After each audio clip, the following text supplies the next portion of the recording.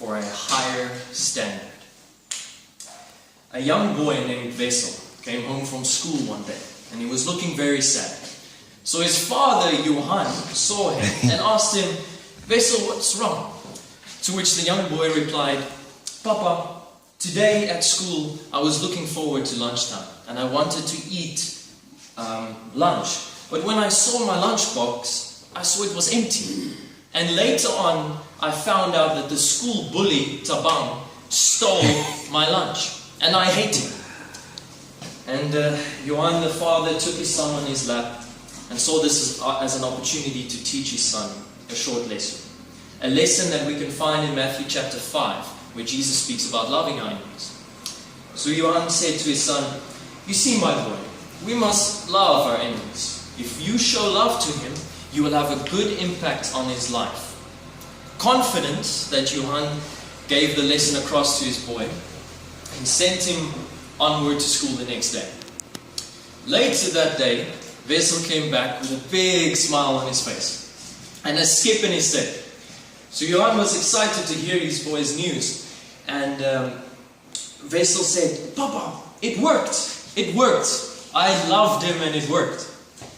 And the father, eager to hear his son's report, asked him what he did to make Tabang stop stealing his food. And Wessel said, "No, he still stole my food." And the father had this question mark on his face.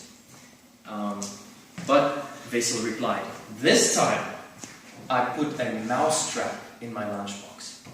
And he ended off with a big smile. And the father was shocked and told Wessel, "But I told you that we should show love to our enemies." But Wessel replied, "Father, every time when I do something wrong, you punish me. And every time you do, you tell me that it's because you love me. So I was just doing the same." I'm sure each and every one of us can testify of wrongs that have been done to us by other people. And the natural person's reaction is not to like that person very much. We might even start to hate them or wish on them the same hurt and pain, perhaps even worse. Jesus, on the other hand, tells us to react entirely differently. And in Matthew chapter 5, from verse 43 to 48, Christ bids us to love our enemies. And he explains why. The first two verses reads as follows. "You have heard that it was said, 'You shall love your neighbor and hate your enemy.' But I say unto you, love your enemies. Bless those who curse you. Do good to those who hate you. And pray for those who spitefully use you." In Matthew chapter 5, we find the start of the famous Sermon on the Mount teaching by Jesus. Now, Matthew's Gospel gives the fullest account of this event because it plays a major role in one of the main themes found in the book, which is the kingdom of heaven. And interestingly enough, Jesus, just like Moses, also climbed a mountain to present the law of God to the people. And for most of this chapter, Jesus addresses the view that the people have of the kingdom of heaven. For you see, Jesus wants to tell them and show them what the kingdom of heaven really, really looks like. And throughout chapter 5, you will also find these words repeating. "You have heard, but I say unto you." We must remember that Jesus is only speaking to the Jews at this time, and he is making reference to what they have heard from the teachings of the Pharisees about the law and the prophets. And the belief that you must love, and the belief that you must hate your enemies and love only your neighbor is one of these teachings that he is addressing. For you see, the Jews understood neighbor as being a fellow Jew. So in other words, love only your own nation, your people or friends, but you can hate those who are not.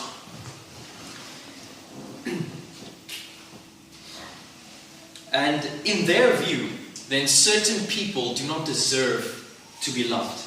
And many of them, especially the Pharisees, use this teaching to justify their hatred and bad actions towards others. And so Jesus shows us that he puts his own teaching authority above those of the Pharisees with these words, "You have heard, But I say unto you. For he wants us to move from the command of the Pharisees to his command, which is to love our enemies. But how does one love your enemies? How do you show love? And what is love? You see, some see love as an intense feeling or an action. But love means to put someone else's need above your own. To think of someone else before you think of yourself. You see, you first and not me.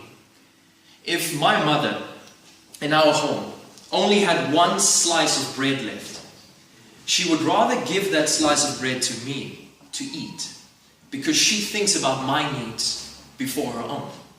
You know, she loves me. And it is this godly attitude which generates, births certain actions and behaviors towards others. And in the text we find examples of how to show love. Bless those who curse you. When we speak of our enemies, we must speak well of them. Wish them the best. Don't gossip about them or kindle the hatred of others towards them. Do good to those who hate you. When your enemy is hungry, give him something to eat. When he is thirsty, give him something to drink. Lend aid to him when he is in need. Shower him with good works. And pray for those who spitefully persecute you. Pray that God will be with them and that they will grow in a better relationship with him. Pray for their salvation. Pray for their needs. Pray when they suffer. And notice that the Bible is describing actions, not just words. So these actions is that which helps us to practice to love others. And in verse 45 gives us the next piece of this puzzle, which reads, that you may be sons of your Father in heaven. For he makes his sun rise on the evil and on the good, and rain on the just and on the unjust. Sunshine and rain are some of life's blessings that many people take for granted. But we know that it's not chance. God is the one that sustains it, and it is for everyone, regardless of character. You see, this verse tells us that God does not show partiality based on the conduct or morality of people. His love and his goodness extends to all, even to those who are rebellious. This also shows us, however, that if sunshine and rain fall on us, it's not a sign that you are good. It's not a sign that you are good. For good things do not only come to those who are good. We cannot know love and hatred by what is before us. For the sign of goodness is not outward, but it is inward. Therefore, in essence, when we only show love to those who love us, we serve ourselves. Because many people show love because they expect something in return. Yet true love gives without expecting anything in return. And this is a glimpse of God's character. For Jesus came to die on the cross while we were still sinners. He is the one that prayed for the soldiers who hammered the nails in his hands and his feet. Even though he was in his greatest hour of despair, he was thinking of others. His love for them compelled him to do so. And how many of us think of someone else in our greatest time of need? When I'm hungry and standing in the queue of the cafeteria, do I think of another's hunger next to mine? Shall I let him dish first? Shall I pray for the criminal that broke into my house? Shall I lend a helping hand to the one who gossips about me? Will I encourage the person who discourages me? You see, on the cross, Jesus shows the superiority of a selfless, godly character. And it is this character that he desires for his children.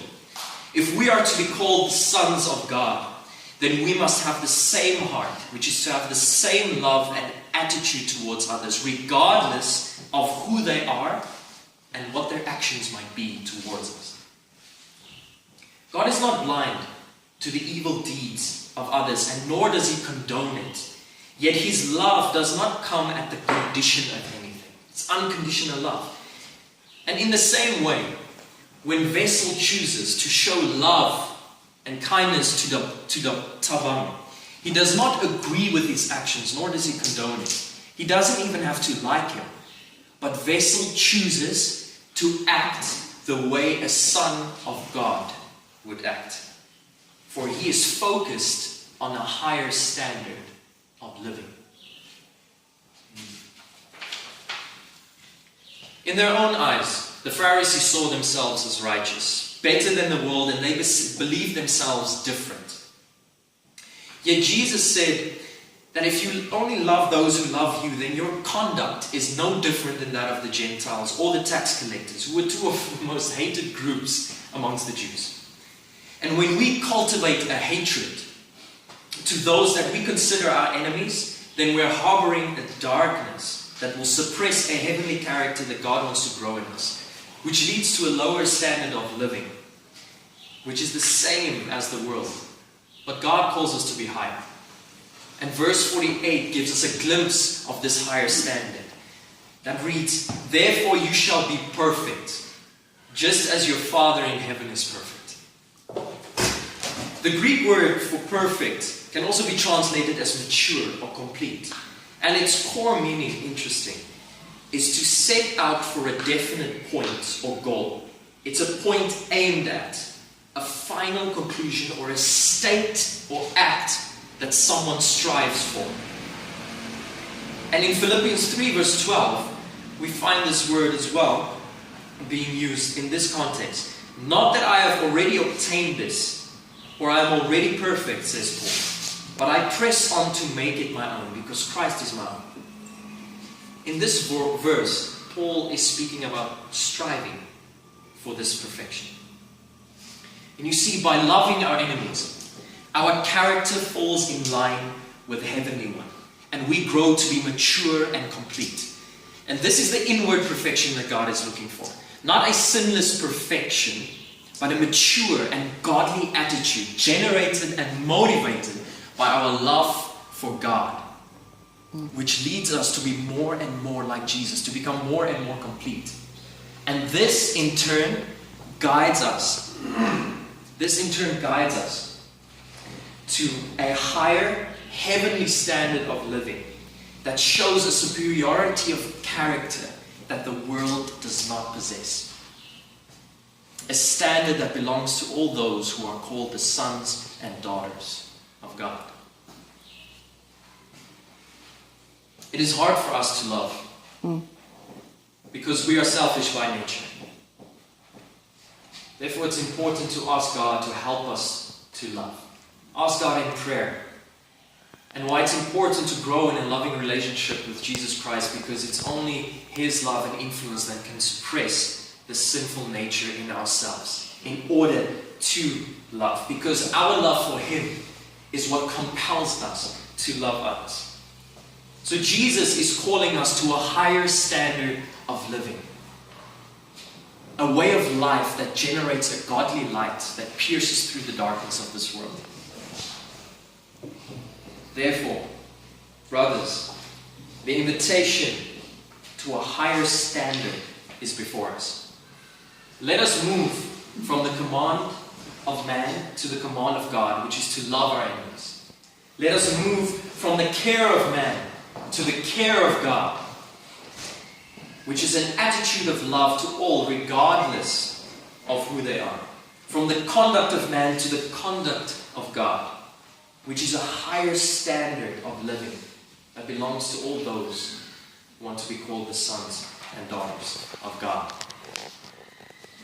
A famous preacher once said, "If you want to measure a person's relationship with God, show me his relationship with his worst enemy."